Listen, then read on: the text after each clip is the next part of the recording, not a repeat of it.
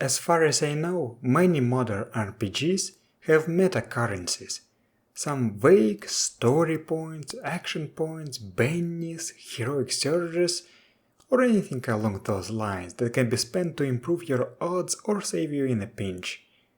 Usually they're only available to the PCs, but sometimes the GM can use some of these meta-currencies as well. So let's explore the world of meta-currencies in GURPS.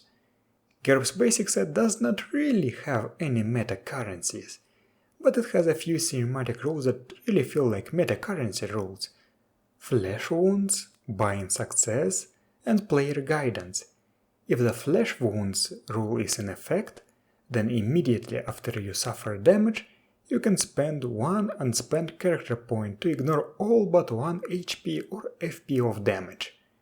Buying success lets you spend character points to turn a critical failure into a failure into a success, or a success into a critical success. Player guidance lets you spend character points to create plausible events that follow your character's recent success roll, so something like the serendipity advantage. So if you are using only GURPS Basic Set, your only meta currency is your unspent character points. But there's another book that expands the usage of bonus character points to influence the narrative and covers it in such great detail that I'm sure that no other system with meta currencies does. I'm talking about GURPS Power-Ups 5 Impulse Buys. Buying success has been greatly expanded. Now you can not only buy your own success, but also spend character points to turn successes of others into failures. For cases when success and failure doesn't matter, but where margin of success or failure matters, you can spend points to affect that. You can also spend points to buy specific events, such as fright checks or reaction rolls. Player guidance has also been expanded to allow affecting the narrative in a more granular fashion. There is even an additional option to turn player guidance into divine intervention that looks very cool. Spending points to survive wounds and other ailments have been expanded as well. Aside from flesh wounds, now you can spend points to restore all FP, avoid crippling injuries, or to rise from the dead. Aside from expanding existing ways to spend bonus character points, this book also introduces new ones. For example, it has rules for making character point powered abilities. It might seem inconsequential to you, but it actually can be a very important aspect of a power. However, my favorite chapter of this book is Changing the World. This chapter tells you everything about making effects of advantages permanent by spending character points. In some cases, this is more balanced than buying extended duration permanent or truly permanent, and it is more flexible than the aforementioned enhancements. Using these rules, you can create floating castles with telekinesis, permanent gravity-defying structures or perpetual storms with control, summon extraplanar creatures that will become a permanent part of the world with ally, create eternal images with illusion, change the local mana level with mana enhancer or mana damper, and much more.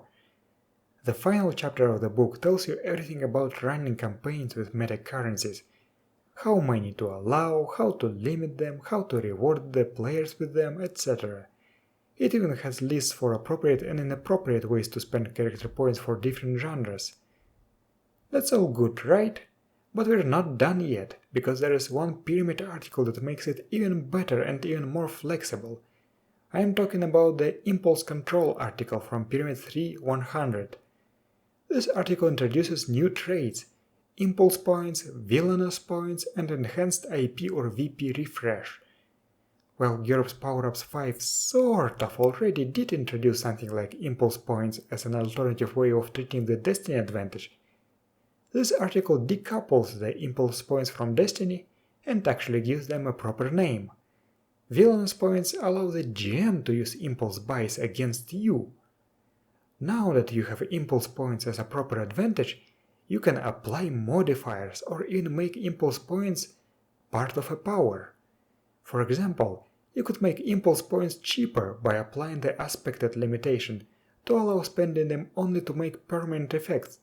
I talked about this in my video about permanent effects. That's an absolutely fine way of handling permanency in my opinion. Or you could have impulse points that allow you only to enhance your abilities. This is perfect for supers games, where your heroes can have sudden bursts of power. The article also has some new ways of using impulse points that cannot be found in the original book. Overall, I really recommend it. Personally, I hate meta-currencies if they are used to buy success, save you from death, and so on, but I have nothing against using meta-currencies to make effects permanent or get boosts of power. However, I also love meta-currencies that buy success or save you from death, but only if they are part of an appropriate power, for example a blessing of a goddess of luck, psionic probability alteration power, devotion to chaos, or magical fate manipulation. I feel that they work much better than things like luck or super luck. So yeah, impulse buys were not an impulse buy for me, but I have grown to like this book, and I highly recommend you check it out. Thank you for watching, and I'll see you next time.